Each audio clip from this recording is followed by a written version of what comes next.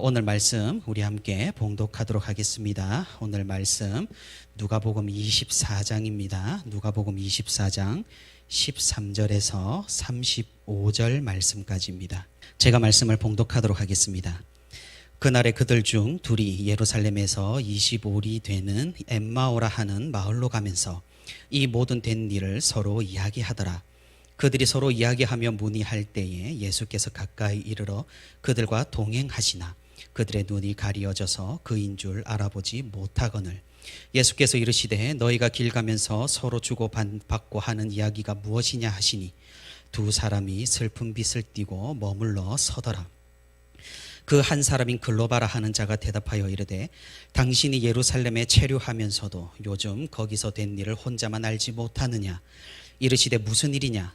이르되 나사렛 예수의 일이니 그는 하나님과 모든 백성 앞에서 말과 일에 능하신 선지자이거늘 우리 대제사장들과 관리들이 사형 판결에 넘겨주어 십자가에 못 박았느니라. 우리는 이 사람이 이스라엘을 속량할 자라고 바랐노라. 이뿐 아니라 이 일이 일어난 지가 사흘째요. 또한 우리 중에 어떤 여자들이 우리로 놀라게 하였으니 이는 그들이 새벽에 무덤에 갔다가 그의 시체는 보지 못하고 와서 그가 살아나셨다 하는 천사들의 나타남을 보았다 함이라. 또 우리와 함께 한 자 중에 두어 사람이 무덤에 가 과연 여자들이 말한 바와 같음을 보았으나 예수는 보지 못하였느니라 하거늘 이르시되 미련하고 선지자들이 말한 모든 것을 마음에 더디 믿는 자들이여 그리스도가 이런 고난을 받고 자기의 영광에 들어가야 할 것이 아니냐 하시고 이에 모세와 모든 선지자의 글로 시작하여 모든 성경에 쓴 바 자기에 관한 것을 자세히 설명하시니라. 그들이 가는 마을에 가까이 가매 예수는 더 가려 하는 것 같이 하시니 그들이 강권하여 이르되 우리와 함께 유하사이다. 때가 저물어 가고 날이 이미 기울었나이다 하니 이에 그들과 함께 유하러 들어가시니라. 그들과 함께 음식 잡수실 때에 떡을 가지사 축사하시고 떼어 그들에게 주시니 그들의 눈이 밝아져 그인 줄 알아보더니 예수는 그들에게 보이지 아니하시는지라. 그들이 서로 말하되 길에서 우리에게 말씀하시고 우리에게 성경을 풀어주실 때에 우리 속에서 마음이 뜨겁지 아니하더냐 하고 곧 그때로 일어나 예루살렘에 돌아가 보니 11 제자 및 그들과 함께한 자들이 모여 있어 말하기를 주께서 과연 살아나시고 시몬에게 보이셨다 하는지라. 두 사람도 길에서 된 일과 예수께서 떡을 떼심으로 자기들에게 알려지신 것을 말하더라. 아멘. 네, 오늘 이렇게 3일 되는 날에 하나님과 동행하기 위해 수요 기도회에 오신 성도 여러분 진심으로 환영하고 또 축복합니다. 하나님의 크신 사랑과 은혜가 오늘 말씀을 듣는 가운데 충만히 임하기를 소망합니다. 부활절이 지나고 이제 3일의 시간이 흘렀습니다. 지난 해에도 그랬지만 이번 해의 부활절도 우리 입장에서는 너무나 조용히 지나간 것 같습니다. 생각보다 오랜 시간 동안 팬데믹 상황이 지속되다 보니 교회마다 침체를 겪고 있고 예전만큼 다시 활력을 찾는 것이 쉽지 않아 보입니다. 갖은 방법으로 다시금 신앙의 불을 지펴보려는 노력들이 일어나고 있습니다. 실시간 방송을 통하여서 기도회를 하기도 하고 또 각자의 처소에서 컴퓨터와 인터넷으로 성경 공부와 소모임을 가지기도 합니다. 여러분이 잘 아시다시피 저는 지금 신학 석사 THM 과정 중에 있습니다. 제가 다니는 학교, 다닌다고 하니까 좀 이상합니다. 다니는 학교는 여기서 그리 멀지 않는 사당에 있습니다. 하지만 작년과 동일하게 여전히 코로나로 인해 비대면 수업이 진행 중입니다. 그래서 저는 왜 다닌다라는 말이 어색한지 학교에 입학 시험을 볼 때 딱 한 번 가보고 이때까지 가보지를 못했습니다. 대신 월요일이 되면은 이렇게 책상에 앉아서 컴퓨터로 줌 프로그램을 켜고 이렇게 수업을 듣습니다. 실시간으로. 그래서 학생들 돌아가면서 발표를 하기도 하고 또 질문도 하고 또 과제를 인터넷으로 이렇게 제출을 하게 됩니다. 그리고 교수님께서 실시간으로 이렇게 수업을 해주시는 거죠. 그러면 학기가 지나면 인터넷으로 성적이 나옵니다. 처음에는 직접 학교에 가지 않아도 되고, 안 그래도 피곤한 좀 쉬는 월요일에 학교에 가서 공부하지 않아도 되고, 이렇게 집에서 인터넷으로 수업을 듣는 게 이게 굉장히 편하게 느껴졌습니다. 다만 아쉬운 것은 뭐 교수님들과 또 다른 학생들과 교제가 없다는 점이었습니다. 그런데 참으로 금방 적응이 될 것 같았던 이런 형식의 수업이 2년째 지금 지속이 되다 보니까 점점 제가 지쳐가는 것을 느낄 수가 있습니다. 너무나 확실한 것은 집에서 실시간 영상으로 하는 수업에 집중하기가 점차 쉽지 않아진다는 그런 사실입니다. 학교에서 직접 교수님과 또 다른 학생들과 이렇게 얼굴을 맞대며 수업하는 것보다 이렇게 영상으로 연결하여 누군가의 말을 집중해서 듣는 것이 생각보다 그리 쉬운 일이 아니라는 것입니다. 저도 그러한데 우리 주일학교 친구들은 얼마나 더 그럴까 생각을 해봅니다. 그리고 저도 그러한데 영상으로 예배를 드리고 영상으로 설교를 듣는 우리 성도 여러분은 얼마나 더 그럴까 생각을 해봅니다. 온라인 체제로 교회가 전환이 된 지 1년하고도 몇 개월의 시간이 흘렀습니다. 그리고 기독교 최대 절기인 부활절을 지키고 우리가 3일의 시간이 흘렀습니다. 우리는 매년 이렇게 습관적으로 주님의 부활을 기념하고 또 기억하고 예배를 드리고 찬양을 합니다. 형식이 바뀌어서 영상으로 우리가 드린다고 할지라도 우리는 어김없이 올해 부활절을 지키고 또 부활 감사 헌금을 하고 또 부활 찬양을 부르고 또 부활에 대한 말씀을 들었습니다. 그리고 우리는 다가오는 이번 주일에도 여전히 주님의 십자가와 부활을 이야기할 것입니다. 하지만 사랑하는 성도 여러분, 지금 우리의 상황 가운데서 우리가 주님의 부활을 과연 뜨겁게 맞이했는지, 그리고 뜨겁게 그것을 유지하고 있는지를 묻고 싶습니다.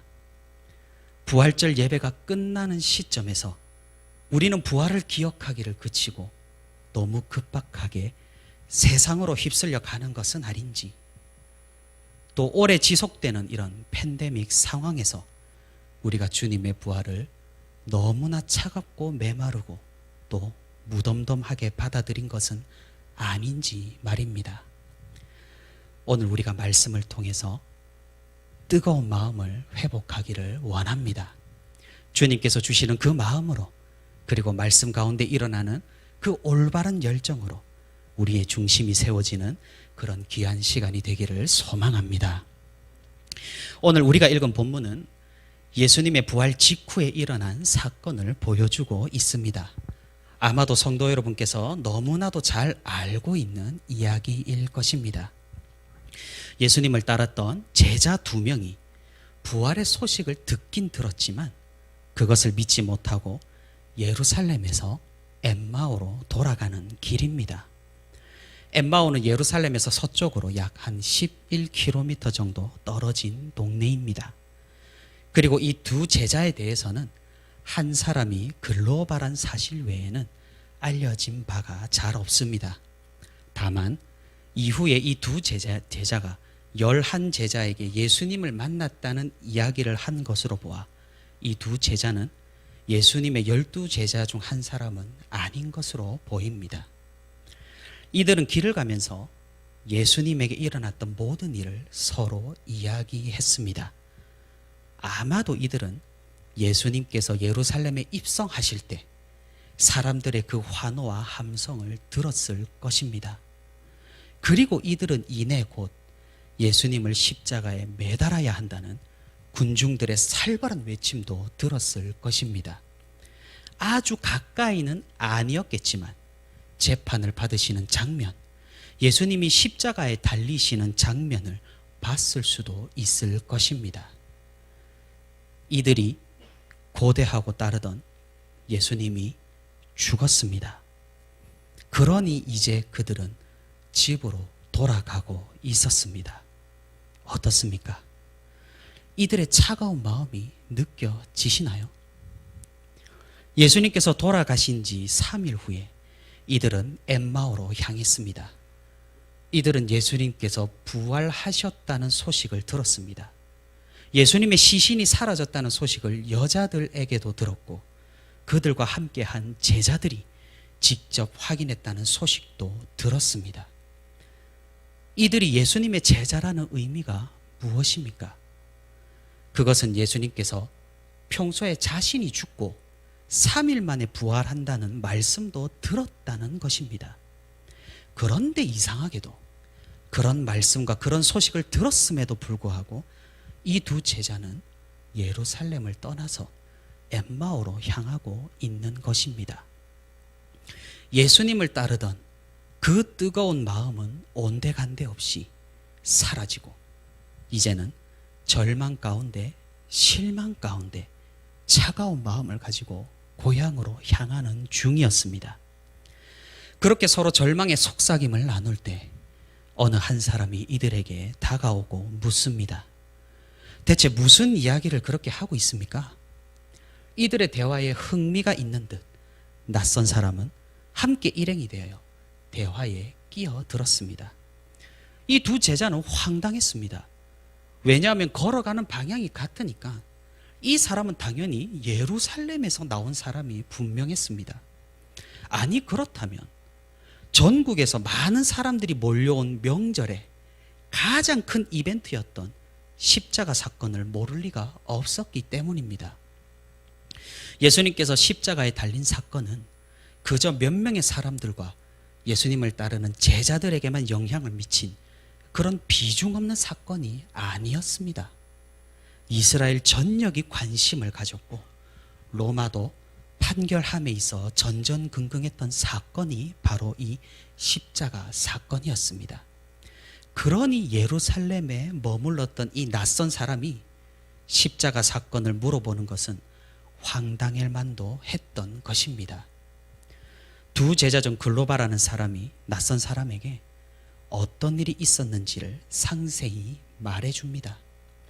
자신들이 제자로 따랐던 나사렛 예수를 대제사장들과 관리들이 사형 판결에 넘겨주어서 십자가에 못 박았다고 말합니다. 우리는 여기서 두 제자가 예수님을 누구로 아는지에 대해서 살펴볼 필요가 있습니다. 그들은 오늘 본문 19절에서 예수님을 하나님과 모든 백성 앞에서 말과 일에 능하신 선지자라고 소개를 합니다. 이들은 주님의 제자였으면서 왜 예수님을 선지자라고 표현을 했을까요?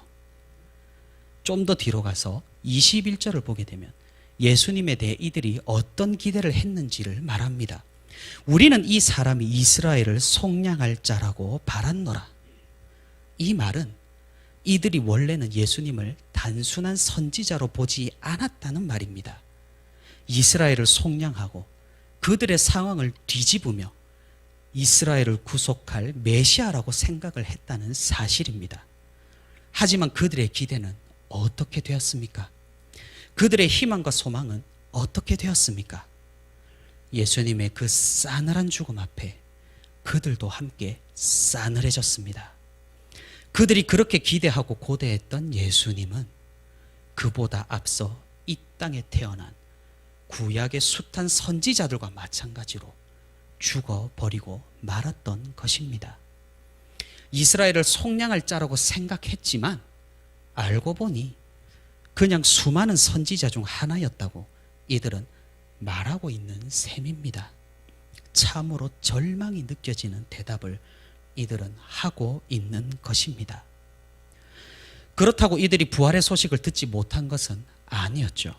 22절에 우리 중에 어떤 여자들이 우리로 놀라게 하였으니 라고 말합니다. 사실 이들은 부활의 놀라운 소식을 이미 들었습니다. 그리고 이 소식을 들은 두 제자는 실제로 자기들이 놀랐다고 표현을 하고 있습니다. 천사가 주님의 부활을 전했다는 소식도 있었고 실제로 확인해 보니 예수님의 시신이 없어졌다는 소식도 들었습니다. 하지만 그럼에도 불구하고 이들은 예루살렘을 떠나 엠마오로 가는 것입니다.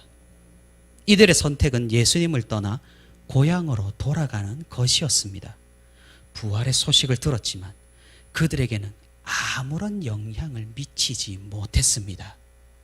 이미 차가울 대로 차가워진 그들의 마음은 의심과 불신으로 가득 차 있었고, 그들이 예수님을 향해 가졌던 모든 희망과 소망은 물거품이 되어서 흩어졌습니다.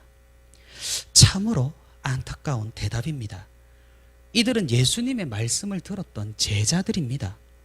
주님께서 내가 대제사장과 서기관들과 바리새인들에게 죽임을 당하고 3일 만에 다시 살아나리라 라고 하신 그 말씀을 들었던 사람들이었습니다. 그리고 실제로 십자가에서 죽으시고 이제 3일이 지난 뒤 천사를 목격하고 주님께서 그 말씀대로 살아나셨다는 소문도 들은 사람들이었습니다. 이들이 왜 예수님을 따랐겠습니까? 예수님을 처음 만났을 때 그분의 말씀, 그분께서 보여주시는 미래, 그분께서 통치하실 하나님의 나라를 그들은 보았습니다. 열정이 샘솟았습니다. 뜨거운 마음이 불일 듯 일어났습니다. 그들은 자신들의 생업을 버려두고 주님을 따랐습니다. 가족 모두가 주님을 믿었습니다. 가는 곳마다 주님을 따라다녔습니다. 혹시나 하고 십자가 주위에도 서성거려 봤습니다. 하지만 그들이 기대하고 고대하던 일은 결국 일어나지 않았습니다. 차디찬 절망의 마음만이 그들에게 남았던 것입니다. 사랑하는 성도 여러분, 우리가 이들을 탓할 수가 있을까요? 우리가 이들을 어리석다고 생각할 수가 있을까요? 우리는 이런 낙심과 절망을 성경에서 꽤나 많이 찾아볼 수 있습니다. 원대한 소명과 뜨거운 열정을 가지고 하나님의 사역에 동참했지만 얼마 가지 않아 차갑게 식어버린 사람들과 사건들을 우리는 성경에서 어렵지 않게 찾아볼 수 있다는 사실입니다. 우리는 출애굽기 14장에서 애굽에서 해방되어 홍해를 건넌 사람들의 위대한 이야기를 알고 있습니다. 하나님의 그 전능하신 능력으로 이스라엘 백성들은 홍해를 건너고 애굽의 병사들은 홍해의 수장이 되는 구원 역사를 우리는 즐겨 듣습니다. 출애굽기 15장에는 이런 역사를 경험한 이스라엘 백성들의 반응을 기록하고 있습니다. 모세와 이스라엘 자손은 노래를 부르며 하나님을 찬양합니다. 선지자 미리암과 모든 여인들도 이 행렬에 동참하여 소고를 잡고 춤을 추며 그들이 구원하신 하나님을 찬양하고 하나님께 영광을 돌립니다. 모든 것이 꿈만 같고 모든 것이 잘 풀릴 것 같고 모든 것이 평탄할 것 같았습니다. 하나님과 함께라면 못할 것이 없어 보였습니다. 하지만 그들의 이런 희망과 기대는 단 사흘 만에 무너져 내렸습니다. 출애굽기 15장 22절에 성경은 이렇게 말합니다. 모세가 홍해에서 이스라엘을 인도하매 그들이 나와서 수르 광야로 들어가서 거기서 사흘 길을 걸었으나 물을 얻지 못하고 현실적인 문제에 부딪히기 시작합니다. 24절에 계속해서 말합니다. 백성이 모세에게 원망하여 이르되 우리가 무엇을 마실까 하매 3일 전에 이들은 어떠했습니까? 그리고 3일이 지난 지금 이들이 어떠합니까? 우리는 구약의 선지자 중 가장 위대한 선지자로 알려진 엘리야의 이야기를 알고 있습니다. 그는 갈멜산에서 역사상 가장 위대한 이적을 일으켰다고 할 수 있습니다. 하늘에서 불이 떨어져 준비한 제물을 모두 태우는 엄청난 역사를 일으켰습니다.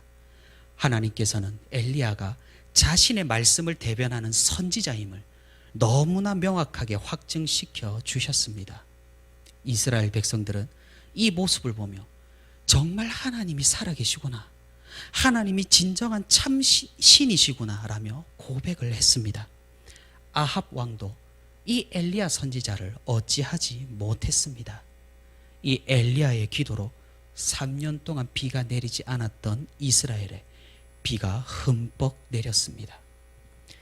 하지만 이런 기적 이후에 엘리야는 어떻게 되었습니까? 완전히 폐인이 됩니다. 바알과 아세라 선지자를 용감하게 물리친 그의 그 뜨거운 열정과 그 마음이 어디로 갔는지 완전히 녹아 없어져 버렸습니다. 자신을 암살하려는 사람들이 너무나 무섭고 두려워서 숨어버립니다. 대체 우리가 아는 그 엘리야가 맞는지 다른 사람은 아닌지 의심이 갈 정도입니다. 이뿐만이 아니죠. 우리는 예수님께서 예루살렘 성에 들어가실 때 환영했던 사람들의 외침을 기억합니다. 종려나무를 깔고 흔들고 호산나 다윗의 자손이여라고 외치는 그 사람들의 환호성을 알고 있습니다. 예수님을 기대하고 예수님을 소망하며 예수님을 간절히 바랬던 그들의 마음을 알고 있습니다. 하지만 그들은 어떻게 되었습니까? 주님께서 재판을 받을 때 그들은 어떻게 변했습니까? 주님을 향한 그 마음이 대체 어디로 갔는지 차갑게 변하여서 이제는 주님을 죽이려고 합니다. 재판장에선 예수님을 향해 모욕과 돌팔매질과 서슴없는 욕설을 해댑니다. 어떻게 이토록 사람들이 변해버릴 수 있을까 싶을 정도로 매몰차게 변해버린 이스라엘 사람들을 우리는 성경에서 볼 수 있습니다. 사랑하는 성도 여러분, 이것이 우리의 일반입니다. 이런 성향과 경향이 우리 인간의 아주 전형적인 모습이라는 말입니다.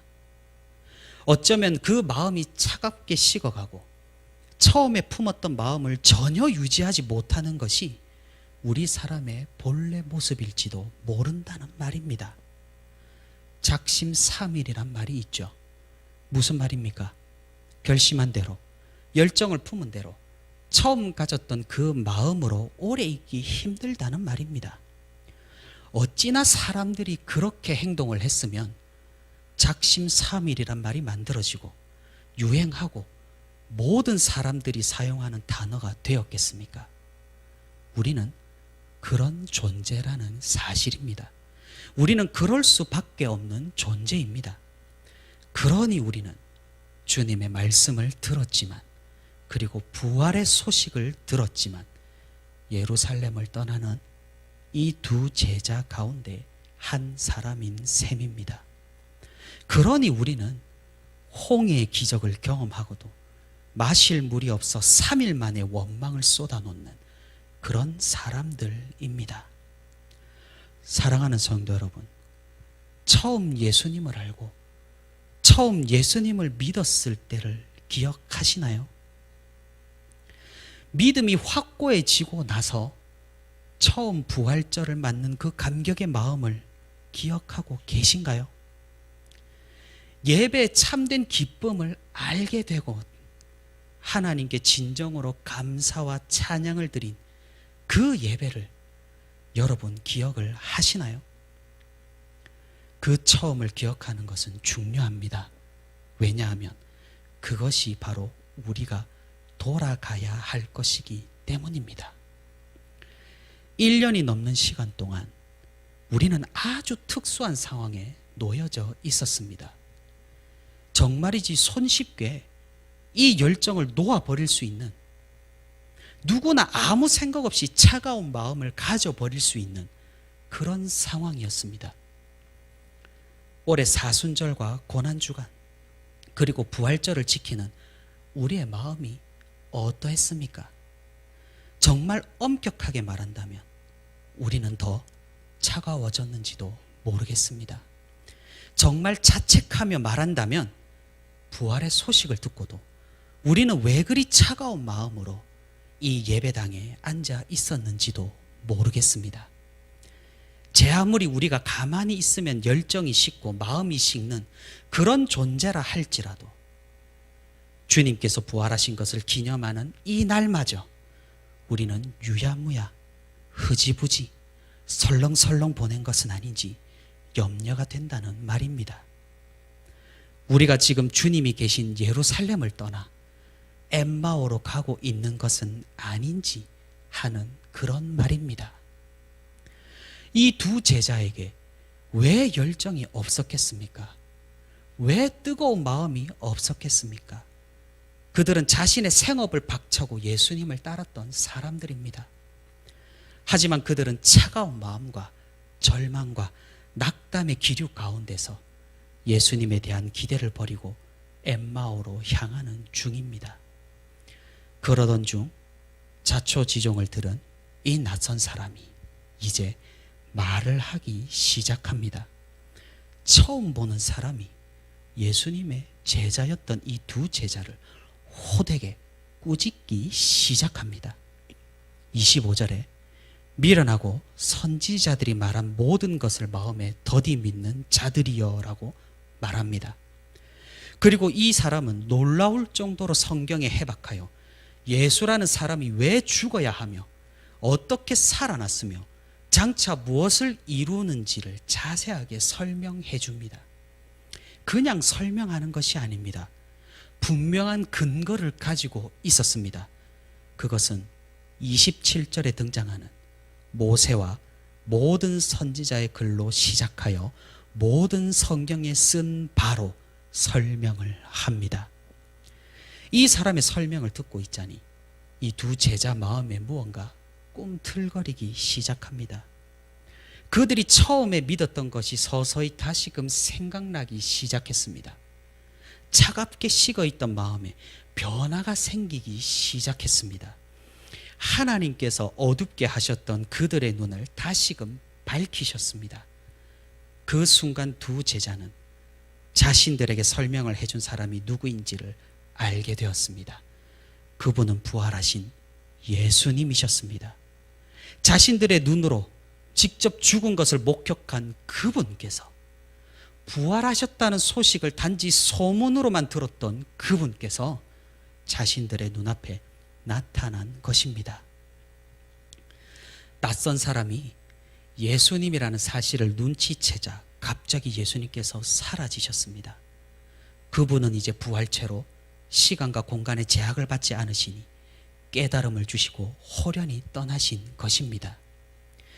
우리가 여기에서 주목해야 하는 사실이 있습니다. 그것은 32절의 말씀입니다. 그들이 서로 말하되 길에서 우리에게 말씀하시고 우리에게 성경을 풀어주실 때에 우리 속에서 마음이 뜨겁지 아니하더냐 하고. 무슨 말입니까? 그들의 마음이 왜 뜨거워졌고 그들의 열정이 왜 살아났습니까? 놀랍게도 그들은 고백하고 있습니다. 그들은 말씀을 듣고 성경을 풀어서 설명을 들었을 때 그 마음이 뜨거워졌다는 사실입니다.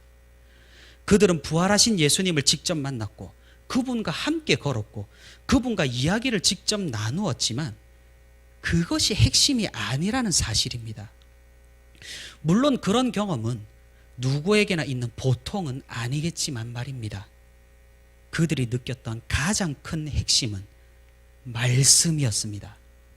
그들이 회복한 것은 바로 말씀이었습니다. 그들에게 다시금 열정과 뜨거운 마음을 가지게 한 것은 바로 말씀이었습니다. 절망 가운데 있는 그들을 다시금 소망을 가지게 한 매개체가 무엇입니까? 그것은 말씀입니다. 희망을 버리고 예루살렘을 떠나 엠마오로 가는 그들에게 뜨거운 마음을 회복하게 한 매개체가 무엇이었습니까? 그것은 말씀입니다.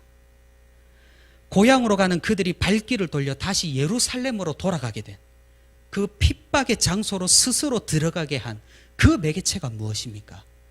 그것은 말씀입니다. 부활을 믿지 못하여 그 소식을 들었음에도 불구하고 낙심 가운데 있다가 주님의 부활을 증거하는 사람으로 변화된 그 계기가 무엇이었습니까? 그것은 바로 말씀이었습니다. 그들은 깨달았던 것이죠. 하나님께서 처음부터 계획하시고 진행하신 그 위대한 구원 역사를 말입니다. 예수님께서 처음부터 말씀하시고 일어난다고 하신 그 안타까운 십자가의 진정한 의미와 그 의도를 말입니다. 구약에서부터 전해온 그 구속의 역사를 그들이 이해하게 되었을 때, 그들이 깨닫게 되었을 때 차가운 마음이 뜨거운 마음으로 다시금 회복이 된 것입니다. 사랑하는 성도 여러분, 지금 우리의 마음은 어떠합니까? 1년이 넘는 시간 동안 코로나 확산의 뉴스를 접하며 교회에서 전염이 된다는 소식을 들으며 두려워 떨며 계속해서 차가운 마음을 방치하고 있지는 않은지 말입니다. 매주 매년 관례처럼 찾아오는 부활절과 주일을 그냥 차가운 마음으로 지나쳐버리고 있지는 않은지를 말입니다. 처음 가졌던 그 뜨거운 마음을 뒤로 한 채 엘리야처럼 로뎀나무 아래에서 벌벌 떨며 폐인처럼 누워있는 것은 아닌지 말입니다. 오늘 그런 우리에게 예수님은 찾아오십니다. 부활하신 주님께서 우리에게 찾아오십니다. 어떻게 찾아오십니까? 바로 말씀을 들고 말씀을 통하여 말씀 가운데로 말씀으로 찾아오십니다. 차가워진 우리 마음 가운데 주님께서는 말씀으로 설명해 주시고 말씀으로 말씀하십니다. 엠마오로 향하는 이 두 제자에게 하셨던 것처럼 주님께서는 우리에게 오늘날 이 성경을 주시며 말씀하고 계시는 것입니다. 사랑하는 성도 여러분, 제가 정말로 물어보고 싶습니다.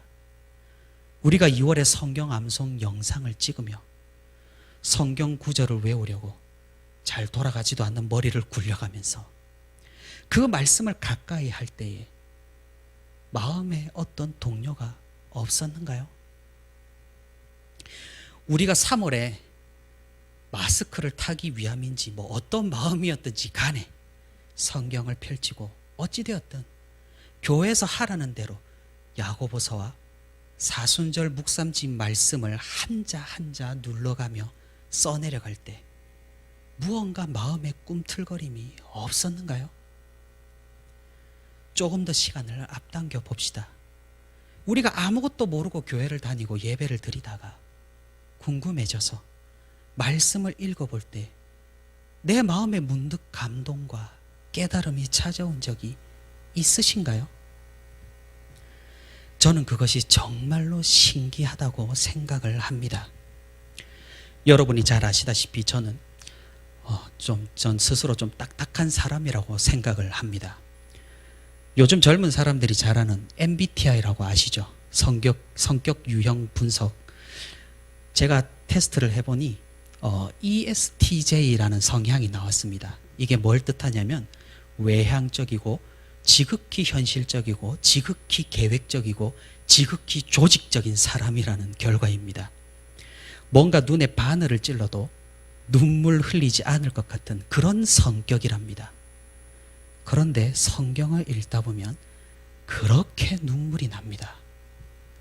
전혀 눈물이 나지 않을 것만 같은 그런 본문, 그런 부분인데도 그렇게 눈물이 날 때가 있습니다. 지금 이 자리에 함께하는 성도 여러분 가운데에서도 이런 경험이 있으실 것입니다. 말씀의 역사는 오묘하며 진실됩니다. 이 말씀에 무언가 있다는 말입니다. 이 성경에 무언가 있다는 말입니다. 왜 엠마오로 향하는 제자들이 이 말씀을 듣고 그 발을 돌이켰겠습니까? 왜 그들이 잃었던 소망을 다시 말씀으로 찾을 수 있었겠습니까? 왜 주님께서는 그들에게 바로 자신을 보이지 않으시고 자신이 부활하신 예수 그리스도라는 사실을 숨기시고 구태여 말씀을 풀어서 먼저 설명을 해 주셨겠습니까? 이 말씀과 성경에 무언가 있다는 말이 분명합니다. 사랑하는 성도 여러분, 우리가 말씀에 대한 소망을 회복하기를 바랍니다. 우리가 이 말씀에 대한 간절함을 회복하기를 바랍니다. 그리하여서 우리가 차가워질 대로 차가워진 이 마음을 되돌리기를 바랍니다. 다시금 뜨거운 마음으로 이 두 제자의 고백을 우리가 똑같이 할 수 있기를 바랍니다. 우리에게 말씀하시고 우리에게 성경을 풀어주실 때에 우리 속에서 마음이 뜨겁지 아니하더냐. 다른 모든 것들은 작심삼일이 되어도 괜찮습니다. 하지만 이 말씀을 향한 마음만큼은 우리의 본성을 이기고 작심삼일이 아니라 작심평생이 되기를 바랍니다. 거창한 거 필요 없습니다. 위대한 계획 같은 거 없어도 됩니다. 삶에서 말씀을 가까이 할 수 있는 단순한 방법이라면 괜찮습니다. 우리가 2월, 3월에 교회에서 행사로 경험했던 그 방법, 그리고 사순절 우리가 묵상했던 그 방법을 그대로 하셔도 충분합니다. 우리가 그리한다면 우리의 마음이 다시금 뜨거워질 것입니다. 코로나로 인해 차가워진 마음이 다시금 회복이 될 것입니다. 비록 영상으로 우리가 예배를 드린다고 할지라도 우리가 일상의 생활에서 말씀을 가까이 한다면 영상을 보는 순간의 집중도 우리는 반드시 달라질 것입니다. 말씀을 가까이 하는 순간 우리의 삶이 조금씩 변화될 것입니다. 하나님께서는 반드시 말씀과 함께하는 성도의 마음을 변화시켜 주실 것이고 그 말씀을 통하여 우리에게 은혜를 베풀어 주실 것입니다. 우리가 처음 가졌던 그 뜨거운 마음을 말씀으로 회복하여 다시금 그 거룩한 길 위로 주님을 따라 순례하는 저와 우리 부천시민교회 모든 성도가 되기를 소망합니다.